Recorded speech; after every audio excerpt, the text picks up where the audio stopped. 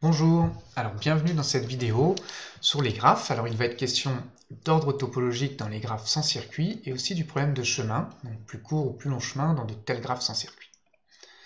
Alors on va commencer avec l'ordre topologique. Voilà un exemple d'un graphe orienté sans circuit et j'ai également ajouté une pondération, donc un poids ou une distance sur chaque arc. Un ordre topologique, et bien voilà un tel ordre par exemple. C'est un ordre total des sommets. Ici, j'ai pris A, C, B, E, D, F, G. Et cet ordre total a la propriété suivante, c'est que si je considère n'importe quel sommet, eh bien les successeurs directs de ce sommet sont situés après lui dans l'ordre. Donc les successeurs de E ici, par exemple, ce serait F et D. Eh bien, D et F et D sont situés après E dans l'ordre que j'ai donné. Ça va être vrai pour chaque sommet. Parce que là, c'est bien un ordre topologique. On peut le voir dans l'autre sens si on parle des prédécesseurs. Les prédécesseurs d'un sommet, par exemple D, doivent être situés avant lui dans l'ordre topologique. Donc les prédécesseurs de D, c'est E et B. Bien, E et B sont bien situés avant D ici. Alors une façon de l'écrire, c'est de dire qu'un ordre topologique, c'est un ordre total des sommets dans lequel X précède Y pour tout arc XY de E. Voilà, alors un tel ordre n'existe évidemment que si je n'ai pas de circuit. C'est pour ça que ce concept n'a de sens que dans les graphes sans circuit. Alors, sur cet exemple, on aurait pu donner un autre ordre topologique. Ça nous aide à comprendre. J'aurais pu simplement inverser E et B. Dans cet ordre, j'ai le même, j'ai juste inversé B et E, j'ai mis EB. Les successeurs de E, c'était F, D et F, ils sont bien situés toujours après E dans l'ordre topologique. Je peux vérifier chaque sommet. Donc voilà un deuxième ordre topologique possible. Alors une façon de s'en souvenir, c'est de considérer que qu'un graphe acyclique représente un problème de construction sur un chantier, de considérer ce modèle. Donc, dans ce modèle, chaque sommet peut être associé à une tâche. Par exemple, E pourrait représenter la maçonnerie, D représenter l'électricité, et un arc, une relation de précédence entre ces tâches. C'est-à-dire qu'il faut avoir fait la maçonnerie avant l'électricité. Donc, on a l'arc ED. Voilà. Alors dans ce modèle-là, eh bien, un ordre topologique, eh bien, en fait, c'est simplement un ordre valide de réalisation des tâches du chantier. Un ordre topologique, il faut bien faire les choses dans l'ordre. Voilà, donc c'est une manière facile de s'en souvenir. Par ailleurs, dans ce modèle, on peut aussi imaginer que les poids sont les durées. Donc par exemple, 5 serait la durée de la tâche C. Et une question que se pose le chef de chantier, en fait, c'est la question du plus long chemin de A à G.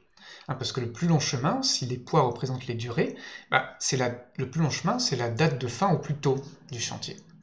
Ça, c'est un problème que vous connaissez déjà, c'est le PERT. Vous voyez, donc calculer un plus court ou un plus long chemin dans un tel graphe sans circuit, va être une question assez récurrente dans plein de domaines. Voilà. Alors, on va s'intéresser ici au plus long chemin. Alors, il y a une façon très efficace en fait de calculer ces plus longs chemins en exploitant l'ordre topologique. Plus efficace que ce qu'on a fait dans le cadre général des graphes qui contiennent potentiellement des circuits. Alors ici, on va faire les mises à jour de l'algorithme de Bellman-Ford, mais en suivant les sommets dans l'ordre topologique. Donc on va commencer avec A, qui est le premier, donc le plus long chemin de A à A, ça vaut 0. Puis on va considérer C, donc le plus long chemin de A à C, ça vaut 0 plus 3. Puis on va considérer B, et le plus long chemin pour atteindre de A à B, c'est le plus long entre venir de C plus la distance CB, ou venir de A plus la distance AB. Donc le plus long, le max, entre 3 plus 4 ou 5 plus 0, et ça vaut 7. Alors je peux traiter B comme ça, parce que j'ai déjà calculé les plus longs chemins de tous les sommets qui le précèdent dans l'ordre topologique. Je vais pouvoir faire E aussi, puisque j'ai déjà calculé le plus long chemin de A à C. Donc là, E va valoir simplement 3 plus 5. Et puis plus intéressant, je pourrais faire B. Alors le plus long chemin qui va de A à D, c'est quoi? C'est le plus long entre venir de E plus la distance ED. Donc le plus long chemin qui atteint E, il vaut 8, donc ça va faire 8 plus 7. Ou le plus long avec venir de B plus la distance de B à D. Et donc ça va faire 7 plus 6. Donc le max ici, ça vaut 15. Donc ici, je peux calculer facilement le plus long chemin de A à D parce que je connais déjà ceux qui atteignent ses prédécesseurs directs, E et B. Ça, je suis sûr de les avoir puisque j'ai traité tous les sommets qui sont avant D dans l'ordre topologique. Voilà, alors je peux terminer, calculer le plus long chemin pour atteindre F, et enfin G. Et si je ne me suis pas trompé, ça vaut 19. Alors donc, ce qu'il faut remarquer ici, c'est qu'en fait, j'ai appliqué l'algorithme de Bellman-Ford, mais en une seule itération. C'est-à-dire que je n'ai fait les mises à jour pour chaque sommet qu'une seule fois, et je n'ai considéré chaque arc qu'une seule fois. Donc si j'écris les équations de Bellman associées, elles sont plus simples.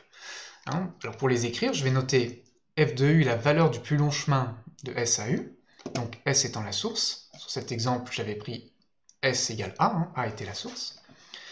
Et pour chaque sommet V des sommets, à l'exception de la source, la valeur du plus long chemin de S à V, c'est le max sur tous les prédécesseurs directs de V, tous les U tels que UV appartient à E, des quantités que j'ai calculées, de f de U plus la distance de U à V. Donc f de U étant le plus long chemin pour aller de S à U. Donc ce qu'il y a sous le max, c'est simplement, on fait le max sur tous les prédécesseurs directs de V. Donc ça, c'est simplement la formule générale qui représente ce que j'ai fait ici pour chaque sommet sur cet exemple.